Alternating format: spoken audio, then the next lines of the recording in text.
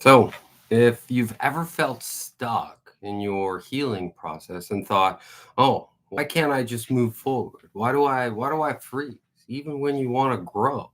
Well, guess what? You're in the right place because today we're not just going to talk about narcissistic abuse. We're actually going to talk about what happens after.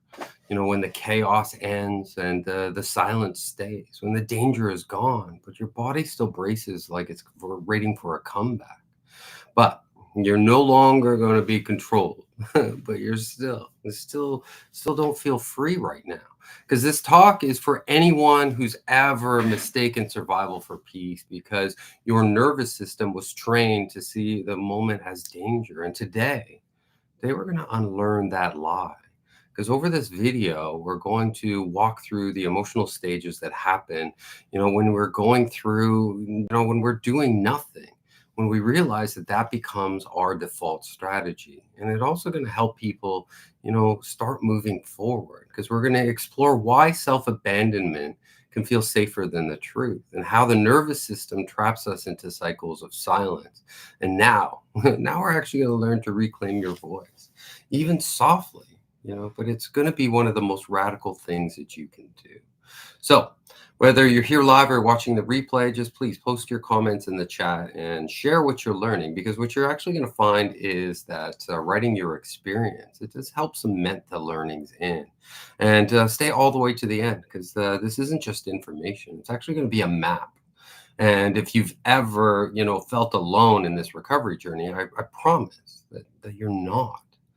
And it's something, this video might be something that can just help you change everything, give you a completely different perspective on the healing process.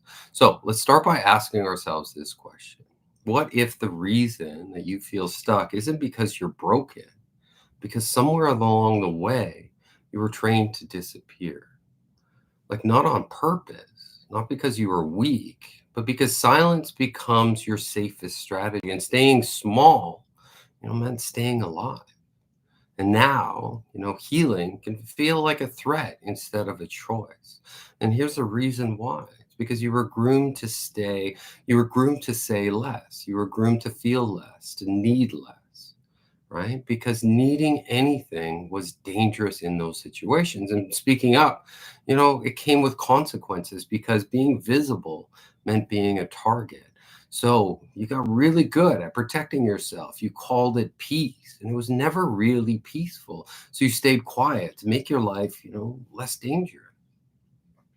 Because that's what survival does. It teaches you to minimize yourself in the name of safety, and the silence, your voice, that's before someone else can. And also to anticipate the needs of others, to dodge conflict at all costs, and to walk on eggshells. Almost after a while, it can feel like second nature. So if you've ever found yourself frozen, what that is, it's a survival response, this freeze response. And it's what it means, is that you are unable to speak up, unsure of how to move forward. And it's not because you're lazy or unmotivated or too emotional. It's because freeze became your comfort zone, and fawning became your identity, and disappearing, yeah, that was your way to stay alive.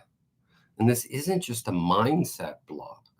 What happens when we're in survival, it becomes our entire lifestyle. Right. So give yourself, so if you've been asking yourself, why can't I move forward? Why do I shut down when I try to speak? Why do I feel anxious even when nothing is happening? Well, I want you to remember this, that you're not crazy, that you're not broken.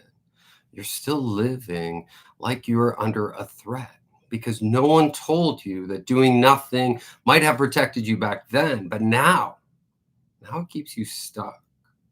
So you start calling the absence of chaos calm, even when your body is bracing for the next emotional ambush. And you start calling anxiety, what do you call it? You just call it part of your personality. And you stop asking for what you need, and you actually call it, maturity, or you stop reacting and you call it like a quiet strength. But the truth is, you're not fine. You're actually just feeling frozen right now in this moment. And something in your body, like it, because there's something happening that's carrying the weight of what you're being afraid to say. So, and then keep in mind, it's like these emotions get bottled up. And, all these things that you haven't felt or you haven't faced.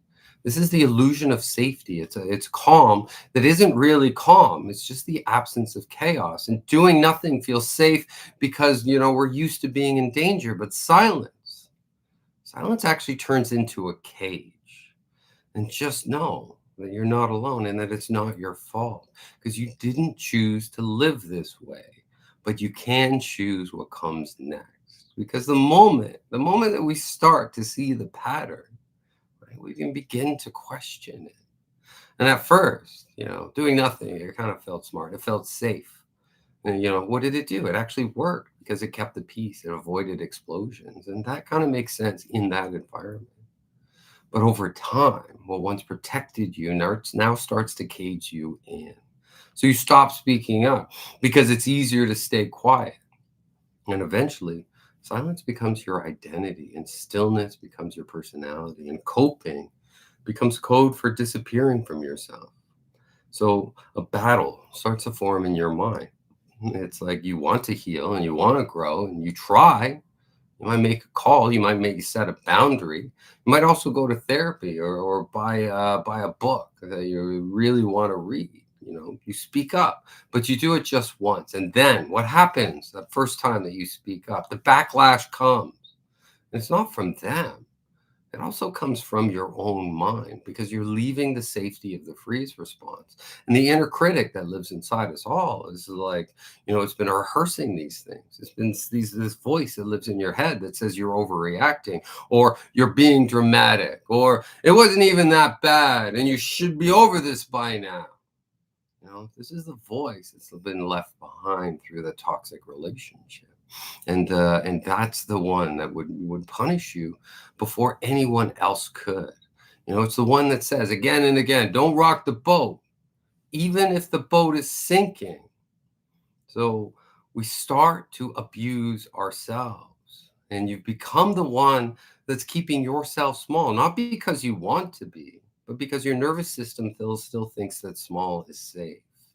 And you're not just healing from what they did to you, you're healing from what you now are doing to yourself because of them.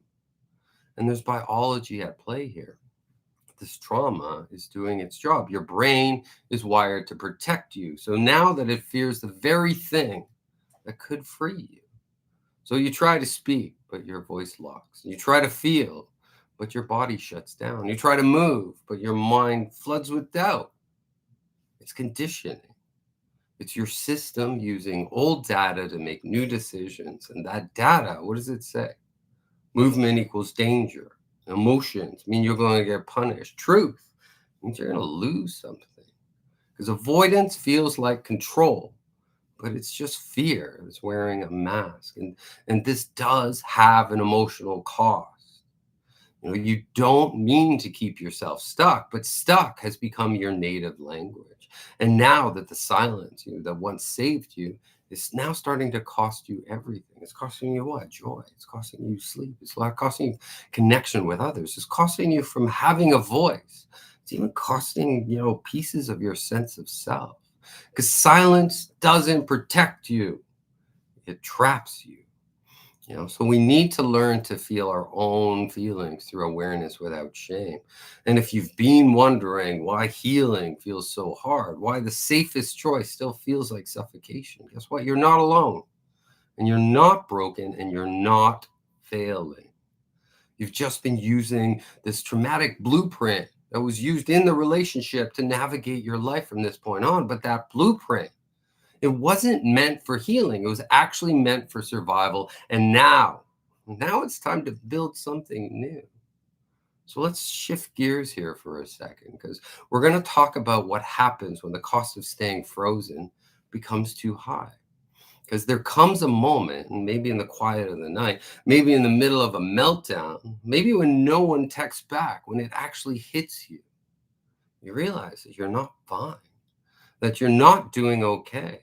And you haven't been for a really long time because you're not living, you're going through the motions on the inside, but inside, you're also frozen, right? So you you didn't recognize your own voice anymore. All right, that happens, and you don't trust your gut anymore. Well, yeah, it's been silent for a really long time because somewhere along the way you've traded your aliveness for protection, and now you're paying for it with your health, with your joy, with your identity. And this is where the body steps in, where the nervous system waves a white flag. It's like you cry out of nowhere. Or worse, you can't cry, or you can't sleep, or your chest is constantly feeling tight, and your thoughts, they keep running and they keep spinning, and they just won't stop.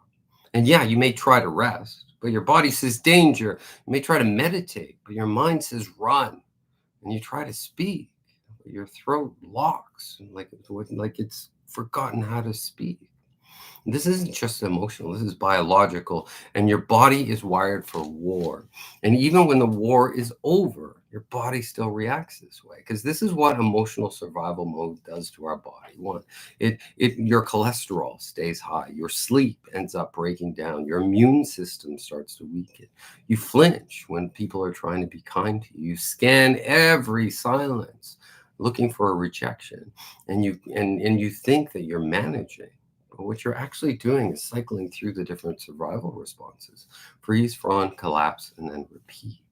And the worst part is, even though the narcissist may be gone, may not even be in the room with you right now, you're still doing their job for them because their voice is now in your head now, and their judgment, it's in your choices, the things that you make, and their fear, it lives in your nervous system.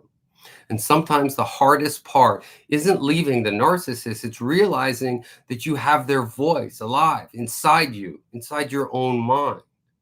And this is where you start to realize that you've been disappearing from your own life, not because you wanted to, but because trauma trained you to do that. So, you may cancel a therapy appointment. You may tell yourself that, it's not that bad, or you keep your mouth shut and you shrink yourself just to fit in. And every time that you almost choose healing, right, fear pulls you back because you think you're protecting yourself, but what you're actually doing is preserving the pain. And the truth, it does hurt, but it also heals, right? So let's be real. Doing nothing used to keep you safe. The stillness that once protected you, it now chokes you. And the numbness that you once helped you cope now makes you feel invisible. And in that silence, saying nothing, it's costing you more than you realize because it's costing you your voice, your sense of self, and your future. Avoidance isn't neutral, it's a cage. It just happens to have soft walls. And this is the moment where, something actually has an opportunity to break. Something has the opportunity to shift. And I don't want you to think that this is a breakdown. But what it actually is a breakthrough. Not because you're fearless, but because you're done with these survival strategies. Because staying silent is not sustainable. Because the version of you that was built for survival, it can't carry you into healing. And here's the thing, it's like you weren't broken. You were just buried. And now is your chance to come back to yourself. And that's what we're going to dive into now, because this quiet, courageous process of remembering who you are before the world told you to disappear. Because healing doesn't begin with a bang. It actually starts with a whisper, a voice inside you that says, I can't keep living like this. Right? And it's not because you're fearless, but because you're done being afraid all the time. You lived in survival mode long enough, and you've adopted, what ends up happening is you adopted this new strategy of abandoning yourself. But you've done that now for the last time, and now you get to begin again, because healing doesn't mean never being scared again. It doesn't mean you have to be strong all the time. It means choosing yourself even when it feels unnatural. When your body says play dead, yeah. You don't need to be fearless to heal. You just need to be tired of living in this survival mode. So let's look at what, healing actually looks like. Because healing looks like, saying no and not apologizing for it, setting boundary and not checking to see if someone else is okay with it. And we're canceling plans because your nervous system needs to rest. Or, asking for help and then letting yourself receive it. That's part of healing. And then feeling guilty, but not letting that guilt stop you from living your life. Because these small things on the outside, they actually become very revolutionary on the inside. Hey, Jay from NC, North Carolina. Nice. Welcome. you know the first time that you say out loud, honestly, and say, this hurt me, and you don't apologize for it, guess what? That's healing. And the first time that you cry and you don't shut it down, you let the tears flow. The first time that you say yes to yourself and no to someone else's expectations, the first time that you trust your gut again, even if it wobbles at first, because you don't have to leave. You just have to move in this one direction. Because we start to confront that inner voice, the voice that says you're too much, or you're too broken, or you're never going to feel safe. That's not your voice. That's the abuse, still trying to keep you in that survival mode. But now you get to start to unlearn some of those things. You get to challenge those old behavioral patterns. You get to say to that voice, it's like, I hear you, but I'm not living by those old rules anymore. Because when you stop abandoning yourself, you stop repeating the past. You stop chasing love that cost your identity. You stop shrinking so others can feel comfortable. You stop asking for permission. For what? Just to exist? And something begins to shift. Your breath actually becomes deeper. Your shame gets quieter, and your voice gets louder, and the peace begins to feel real. Because this is your return. And it's not the end, it's actually the beginning. And you're not just surviving anymore, you're returning to yourself, the self that existed before the narcissist, before the gaslighting, before you were told that you were too much or too needy or too anything. Now you get to remember who you are before the world told you what to forget. And yeah, we have a new voice now that says, you're not lazy, you're not weak, you're injured. And injured people don't need shame. What they need is actually support. And if you've made it this far, if something in your body is still listening, you're starting to say, there's more to this. And you're right, there is more. And it's time to start right now. One small step, one breath, one honest truth at a time. That's how we become, familiar and live back in our own body again. We feel at home in our own mind. So if you're recognizing yourself in the freeze, in the silence, and this harsh inner critic that we have, I want you to know that you don't have to keep doing this alone. What you're navigating isn't a mindset issue, it's a trauma pattern. And the hardest part about trauma is that it convinces you that you're the only one that's going through it. But guess what? You're not. Support is what helps us move from surviving to reclaiming. It gives us space where someone else can hold a map whenever we feel lost, where our nervous system, it doesn't have to walk this path alone. And whether it's joining like an immersion program or a healing program or working one-on-one or joining a group, taking any step to a community of support survivors is an important step. And what matters is that you just start doing something. And recovery has 3 levels of support that are tailored, directly to what your needs are, that you choose, right? Because you've already made it through the hardest part, and that's surviving. And now you actually deserve the support that you need for what comes next, which is living. And if you want more information on that, I'm not going to go into details about it now, but they're in the descriptions and you can learn more. Now, let's talk about, what keeps most people stuck from getting the help that they need. It's not because they don't want it, because fear tells them, it's not safe. So let's unpack that next. Because I'm going to talk about 3 things that keep most people stuck. And there's a thought that says, I should be able to do this on my own. And trauma teaches us to become self-reliant. And we do that out of necessity. But healing actually happens in connection. It doesn't happen in isolation, because you were never meant to carry this alone. Next thought is that it's not that bad. Other people have it worse. Comparison keeps us silent. Minimizing your pain doesn't heal it. It just delays your freedom, and your suffering does matter. Full stop. And the thought that says, what if I try and I still fail? This is the voice of trauma. It is not true. Because the fear of disappointment can keep us stuck in these familiar patterns of pain. But staying stuck, that is the failure.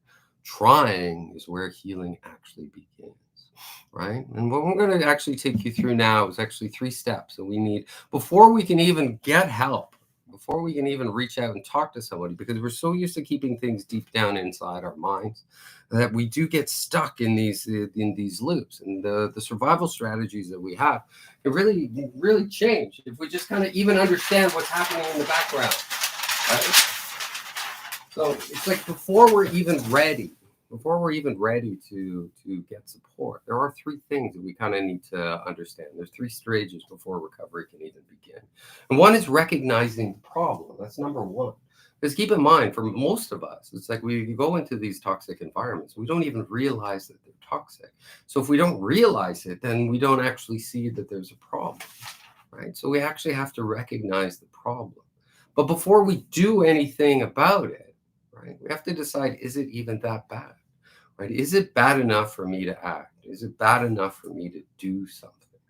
Right? And we could get stuck in this level 1 for a while. We could be stuck in reading books and reading things, but we don't actually change anything. Learning is helpful. There's a cognitive part of recovery, absolutely. But then the more that you learn, it's just like, yeah, you start to feel good because you learn something. But then what happens if you don't apply it? And what happens if you don't go inside? Then the next becomes, make a decision to do something, because you actually have to hit our limit. And what you can be surprised with, especially like in environments where you've got an antagonist and a codependent, you'd be surprised how much abuse a codependent can actually take in these toxic environments. So even though they're staying there, they haven't hit their limit yet, right? There's still more to fall. Right? And everyone has to hit their bottom, and we actually decide. And just because somebody else may be able to take more abuse than the next person, it doesn't mean that that's okay. We decide where our bottom is, right? And then the next thing is to take action, to actually do something about it. And keep in mind, how many times have we kind of seen something, I'm going to do that, and then a week later we're back to those old patterns. It's just like it has to stick. We have to take action. We have to make a conscious step to move forward. And watching this video is a conscious step, right? This is important information. But as you can see, we can get stuck here for a really long time. We get stuck here not knowing what our limit is. There's still further to fall. And then once we kind of hit our limit, we said, this is enough. I am not going to take any more. And we actually have to do something about it, not wish. Wishers, dreamers, it's just like, yeah, that you can stay stuck in those places forever. But the doers are the ones that kind of change the world. And that means taking action. And that means those old responses, we have to challenge them one by one, again and again. And healing actually becomes a process where it becomes daily work. Becomes something that we have to do, because we've been in these abuse cycles for a very long time. And healing isn't going to happen in 5 weeks. It's not going to happen in 2 months. It can actually take a really, really long time. And even when I take on new clients, it's just like it is a process, and everyone kind of goes through it at their own pace, at their own speed, and it all depends on how much is there. We didn't get to these situations overnight. We got there over time. We were groomed. There was a grooming process, and there's also a healing process. And the healing process reverses a lot of the damage, but it's just keep in mind how many abuse cycles you've been through. That also means that you need to go through that number of healing cycles. But anyway, I do hope everyone has enjoyed my feed. Thanks, Jay. Thanks, Raptor, for sticking around all the way to the end. And yeah, just continue to watch my feed. It's full of daily inspiration. It just kind of gives us an idea of that. Yeah, we were here, and now we get a chance to go somewhere else. It challenges old beliefs again and again. So following that feed is really helpful.